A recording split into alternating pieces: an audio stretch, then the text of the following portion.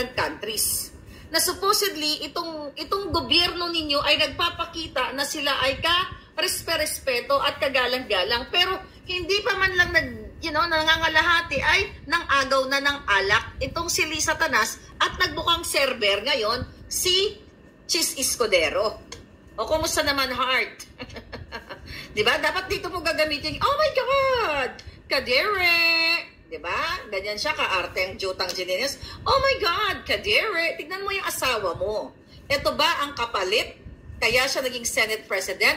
Kasi alam naman natin na may internal arrangement na yung mga yan. Kaya ang trato ni Lisa Tanas dito kay Chis Escudero ay isa lamang utusan o isang server. Yun, no offense sa server. Naging server din po ako. Naging service crew ako. But we're talking, itong mga dapat ay mga pinuno ng ating gobyerno na nagpapakita ng kanilang kababaan.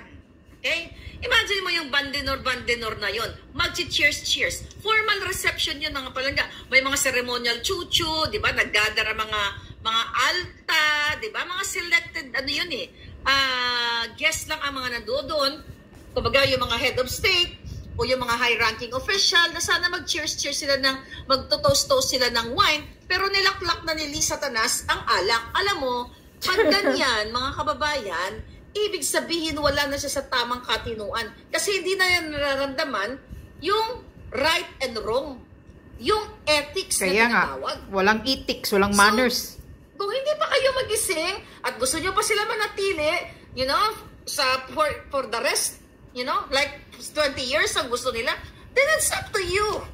Nasa inyo. Sabi ko nga, this is not about kung ano ang iyong political affiliation, kung ano iyong paniniwala. This is about you, Filipinos, na yung prestigious event na yun, bandenor na yan, mga palangga sa Malacanang, na gumastos yan ang pera ng bayan.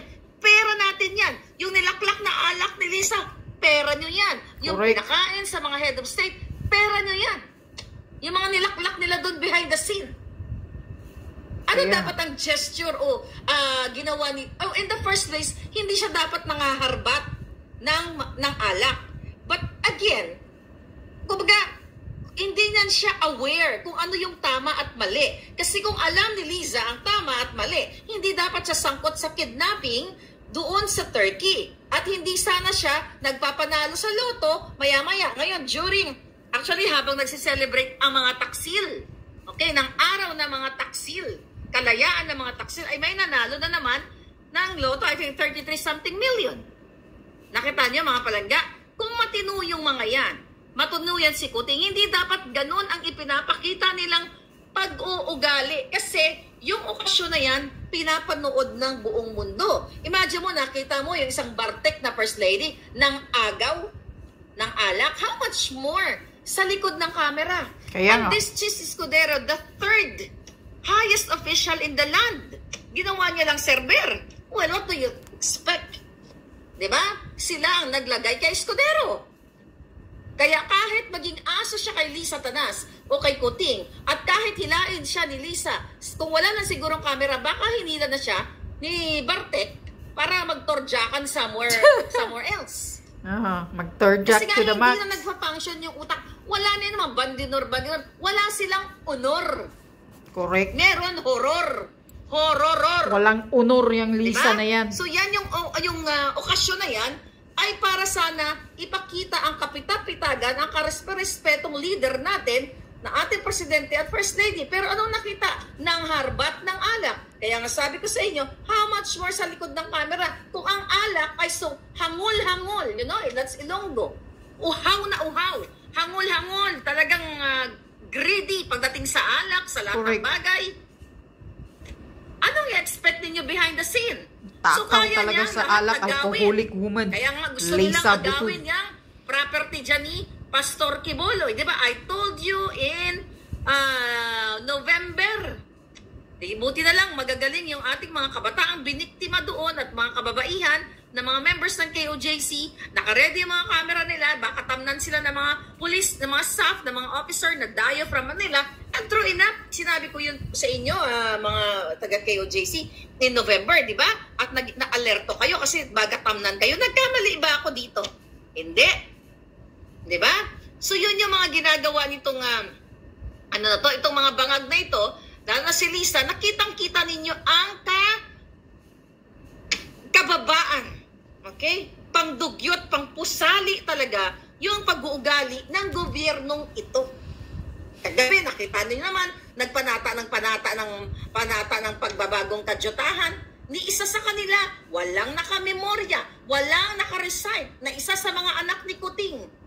Nag-memorize ba sila ng panatang kadyutahan ng memorandum circular niya at gusto niya i-impose at pahirapan ang mga kabataan na ito imemorya.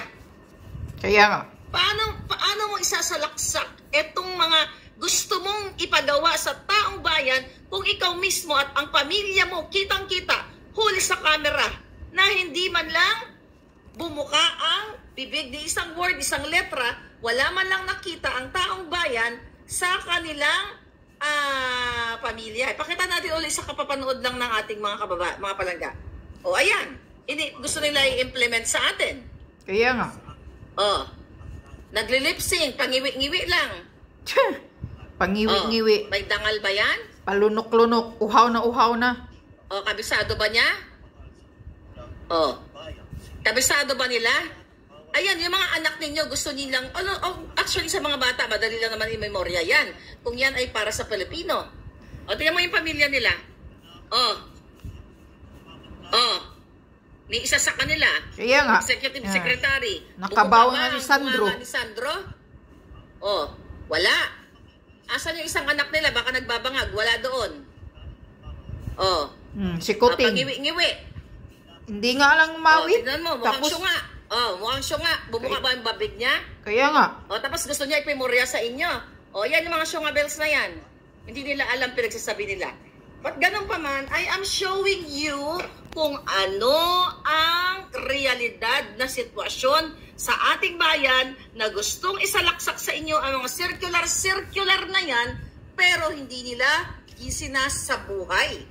Yes, sila mismo walang alam.